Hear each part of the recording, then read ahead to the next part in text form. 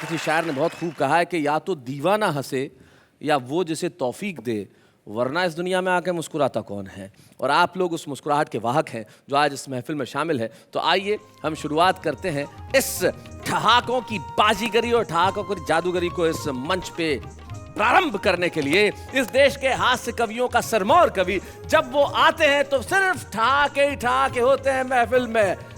None other than Pradeep Choubey.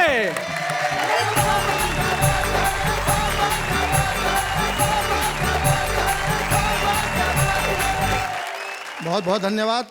किसी ज़माने में अंजुम जी मैं भी गाने का शौकीन था और अपने कॉलेज में एक बार जब मैंने गाना गाया था तो एक ही गाने पे 2 मेडल मिले थे, एक छोटा मेडल दूसरा बड़ा मेडल। छोटा मेडल गाना शुरू करने के लिए मिला।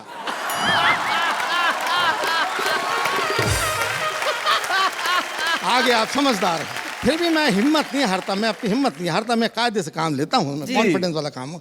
एक बार मुझे गाने का शौक चल रहा तो मैं एक सेकंड हैंड हारमोनियम खरीद लाया। सेकंड हैंड वही मिल सकता था। एक बार मुझे गाने का शौक चल रहा तो मैं एक सेकंड हैंड हारमोनियम खरीद लाया। हफ्ते भर तक गाया बजाया बजाया गाया, पूरे मोहल्ले को सुनाया। 8वें दिन एक पड़ोसी आया, मेरा दरवाज़ा खटखटाया। मैंने कहा फरमाइए। वो बोला चौबे जी आज की रात हमें आपका हारमोनियम चाहिए। मैंने कहा कोई प्रोग्राम है क्या? वो बोला जी हाँ, आज की रात हमारा सोने का प्रोग्राम है। अच्छा, जब भी अच्छा काम करना चाहता हूँ, शादी के बारे में बोलते हैं, बीवी की याद दिलाते हैं, कहते हैं आपकी बीवी कैसी है? मैं घर पे आके देखो भाई, और फिर मुझसे पूछो कि आप कैसे हैं। वो भी होशियार, हम लोग समय रह करके बीवियाँ होशियार हो जाती हैं जी। कभी मैं उखाड़ता हूँ, कभी वो उखाड़ती है। एक बार मुझसे बोली कि मैं तो अपना ब्लड ग्रुप चेक कराने जा रही हूँ। अच्छा।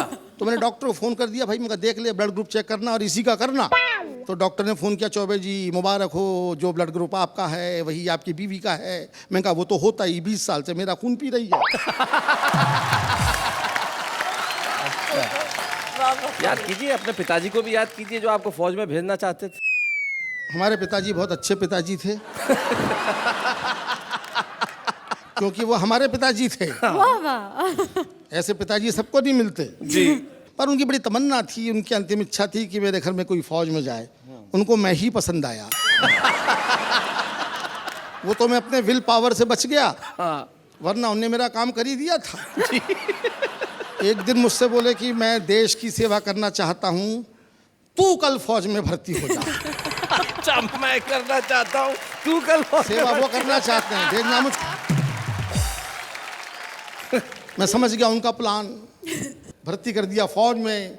पर हम भी रहते हैं अपनी मौज में। डॉक्टर मेरी आंखों का टेस्ट ले रहा था जी। मैं दे रहा था। अचानक डॉक्टर ने पूछा बताओ कैलेंडर में कौन सी तारीख है? हमने कहा कौन सा कैलेंडर? जबकि कैलेंडर सामने टंगा था। लेकिन अगर मैं जवाब दे देता तो फिर मैं यहाँ कैसे होता? अच्छी बात। बताओ कैलेंडर में कौन सी तारीख है? हमने कहा कौन सा कैलेंडर? बोले वो जो सामने की दीवार पे। हमने कहा कौन सी दीवार? अधिकारी समझ गया, बोला बरखुरदार। समझ गया बरखुरदार, क्या रखा है फौज में? जाओ कविताएं लिखो, रहो अपनी मौज में। क्या बात है, रहते हैं। शादी के बारे में क्या कहना? शादी हो जाती है तब पता लगता है कि शादी क्या चीज़ है। जी।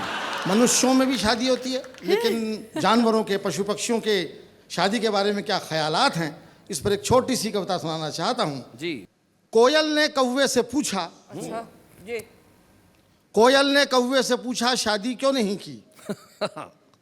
कोयल ने कौवे से पूछा शादी क्यों नहीं की? कौवा बोला जब बिना शादी के ही जिंदगी में इतनी काँव काँव है।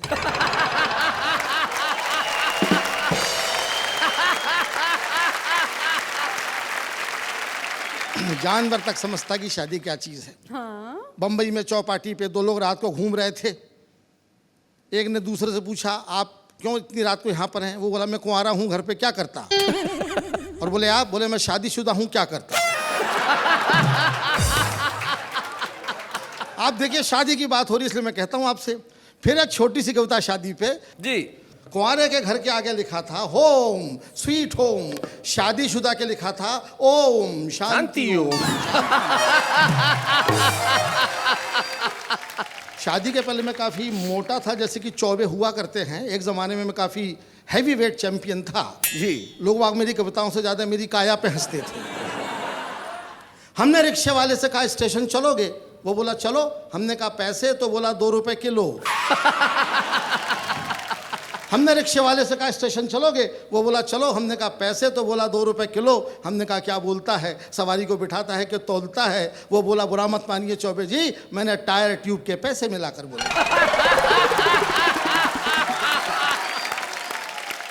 मैं और सुंदर मालेगामी लखनऊ स्टेशन पे खड़े थे, गाड़ी का इंतजार कर रहे थे। गाड़ी काफ़ी लेट थी, सोचा वज़न लेता हूँ। वज़न लेने मशीन पे चढ़ा तो मशीन भी मुस्कुराने लगी। हम वज़न तौलने की मशीन पर चढ़े, टिकट देखा तो आसमान से नीचे गिर पड़े। लिखा हुआ था सूचनाएं गौर से पढ़ें, एक साथ 4 लोग न चढ़ें।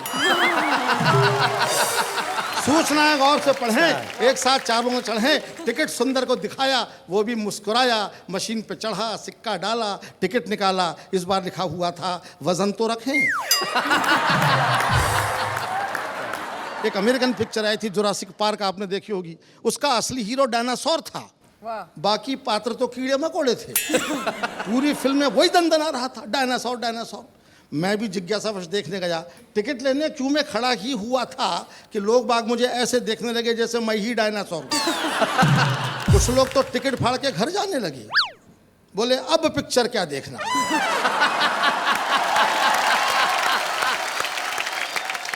मुझको तो अब पे एतराज था, अब पे एतराज था। बोले अब पिक्चर क्या देखना, हीरो तो यहीं खड़ा है। यहां तक तो मैंने बर्दाश्त कर लिया, लेकिन 5 मिनट के बाद में सामने वाला मुझसे पलट के बोला धक्का क्यों दे रहे हैं डायनासोर साहब? मैंने कहा धक्का कौन दे रहा है, सांस भी ना छोड़ूं। सामने वाला कुल 50 ग्राम का था, मेरी एक सांस के साथ में आधा किलोमीटर आगे पहुंच जाता था।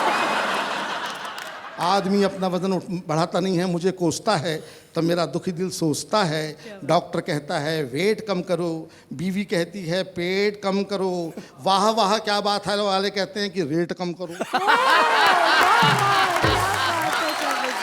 मैं तीनों से कहता हूँ मैं गरीब आदमी हूँ, मुझ पे रहम करो, मुझ पे रहम करो। कोई करता नहीं, कोई करता नहीं।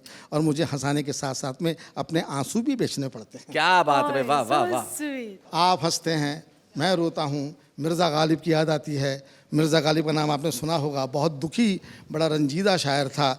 हमारा भी काम यही है, हम अपने मन में रंज लिए रहते हैं अपने, लेकिन दुनिया हंसती है तो मिर्ज़ा गालिब का शेर याद आता है कि बनाकर फ़कीरों का हम भेज गालिब, तमाशाए अहले करम देखते हैं, तमाशाए अहले करम। क्या बात, वाह वाह, क्या बात है। बहुत धन्यवाद, बहुत बहुत धन्यवाद। वाह वाह वाह वाह।